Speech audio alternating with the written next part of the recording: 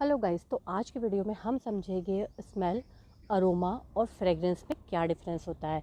और आपने एक वर्ड सुना होगा स्टिंकी। तो इन चारों ही वर्ड्स में क्या डिफरेंस है। जब अब हम गंध की बात करते हैं, मतलब वो सुगंध भी हो सकता है, दुर्गंध भी हो सकता है, तो उसके लिए हम यूज़ करते हैं स्मेल। तो स्मेल के साथ आपको एक पर्टिकुलर यूज़ करना पड़ेगा वर्ड, जैसे it smells good, it smells bad. समझ रहे हैं ना। जब हम कहते हैं जैसे मेरे पास ये फूल है और इसकी खुशबू तो बहुत अच्छी है, यानी इसके लिए मैं यूज़ करूँगी फ्रेगरेंस। क्या यूज़ करूँगी? फ्रेगरेंस। तो फ्रेगरेंस हम यूज़ करते हैं फूलों की खुशबू के लिए, किसी टेल्कम पाउडर की खुशबू के लिए, या किसी इत्र की खुशबू के लिए।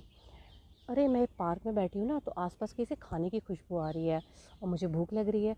अब खाने की स्मेल के लिए आप स्मेल ना यूज़ करते हुए कहिए अरोमा, एरोमेटिक। ठीक है, तो क्या आप यूज़ करोगे? अरोमा। तो अरोमा यूज़ होता है खाने की खुशबू के लिए, फ्लावर की खुशबू के लिए यूज़ कीजिए फ्रेगरेंस। और अगर आपको समझ ही नहीं आ रहा है यार क्या खुशबू है, तो आप उसे कहिए बट वो अच्छी भी लग रही है, तो आप बोलोगे इट स्मेल्स गुड। हमेशा स्मेल ना यूज़ करते हुए कुछ अलग अलग वर्ड्स यूज़ कीजिए। तो आप समझते हैं एक ऐसा वर्ड जिसे आप दुर्गंध के लिए यूज़ कर सकते हैं, वो वर्ड है स्टिंक।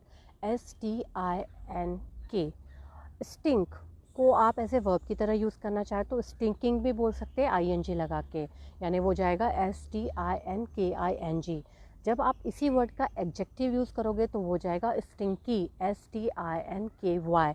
जैसे आप यूज़ कर सकते हैं स्टिंकी टॉयलेट, स्टिंकी शूज़। आपको इसका मतलब कोई नाउन यूज़ करना पड़ेगा, क्योंकि आप जानते हो नाउन के को हम डिफ़ाइन करने के लिए, उसकी क्वालिटी दिखाने के लिए एडजेक्टिव यूज़ करते हैं।